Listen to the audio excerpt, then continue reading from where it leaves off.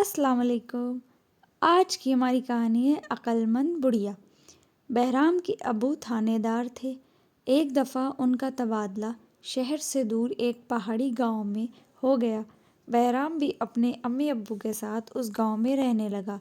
ان کا گھر گاؤں سے ہٹ کر تھلے اطراف میں پہاڑیاں اور جنگل تھے جن میں ریچھ بہت تھے۔ گاؤں والے ان سے تنگ رہتے تھے کیونکہ وہ ان کے کھیت اور باغ اجاڑ دیتے تھے۔ گاؤں میں اونچے اونچے درخت بھی تھے جن میں شہد کے چھتے لگے تھے۔ ان چھتوں کو ریچھوں سے بچانے کے لیے گاؤں والوں نے درخت میں رسیاں باندھ دی تھیں جن میں موٹی موٹی لکڑیاں بندھی تھیں۔ ہوا چلتی تو یہ لکڑیاں جھولنے لگتی، اس طرح ریچھ درختوں سے دور رہتے۔ ایک رات ایک ریچھنی اپنے ننھے منھے بچے کے ساتھ گاؤں میں گھسی۔ وہ بہرام کے گھر کے قریب کے درخت پر چڑھنا چاہتی تھی کہ اتنے میں اس کا بچہ رسی میں بندھے لکڑی کے ٹکڑے سے کھیلنے لگا۔ لکڑی کچھ اس طرح جھولی کہ بچے کے سر پر زور سے آ لگی۔ ریچھ کا بچہ صدمے سے بے ہوش ہو گیا۔ ماں رات بھر اسے جگانے کی کوشش کرتی رہی لیکن جب صبح چہل پہل ہونے لگی اور بچہ نہ جاگا تو جنگل میں چلی گئی۔ بہرام کے ابو ریچھ کے اس بچے کو اپنے گھر لے آئے۔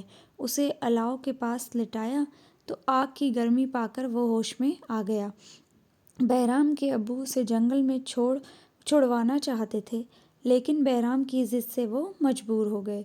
ریچھ کا بچہ بہرام اور گاؤں کے لڑکوں کے ساتھ رہنے لگا اور پھر دیکھتے ہی دیکھتے بڑا ہو گیا۔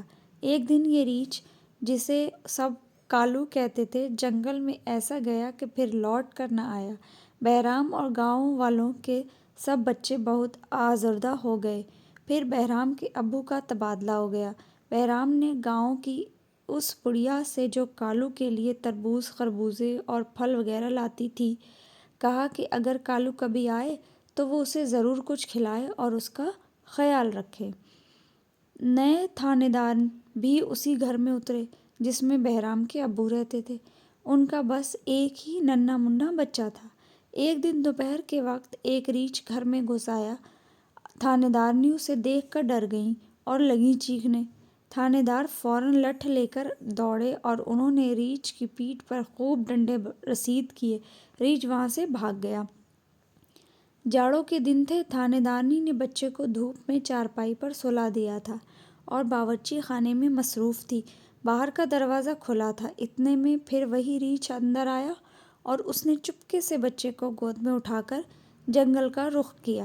تھانے دارنی صحن میں آئی تو بچے کو غائب پا کر رونے اور چلانے لگی۔ گاؤں والے جمع ہو گئے۔ زمین میں ریچھ کے پاؤں کے نشان تھے۔ سب کو یقین ہو گیا کہ ریچھ بچے کو اٹھا کر لے گیا۔ لوگ چاروں طرف پھیل گئے۔ اتنے میں کسی نے خبر دی کہ ایک ریچھ بچے کو لیے ٹیلے پر بیٹھا ہے۔ تھانے دار سپاہیوں کو لے کر ٹیلے کے پاس پہنچ گئے اور سب ریچھ کو گولی مارنے کی باتیں کرنے لگے۔ اتنے میں ایک بڑھیا ایک ٹوکری سر پر لیے گاؤں سے آئی اور اس نے سب سے کہا کہ وہ وہاں سے چلے جائیں۔ وہ بچے کو ریچھ سے حاصل کر لے گی۔ آخر لوگ اس کی بات مان گئے اور ادھر ادھر چھپ گئے۔ بڑھیا نے آگے بڑھ کر ایک چٹان پر وہ ٹوکری رکھ دی۔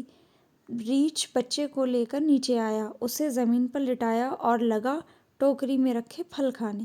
پھل کھا کر وہ بڑھیا کے قریب آیا جس نے اسے خوب پیار کیا۔ تھوڑی دیر بعد ریچھ جنگل میں چلا گیا۔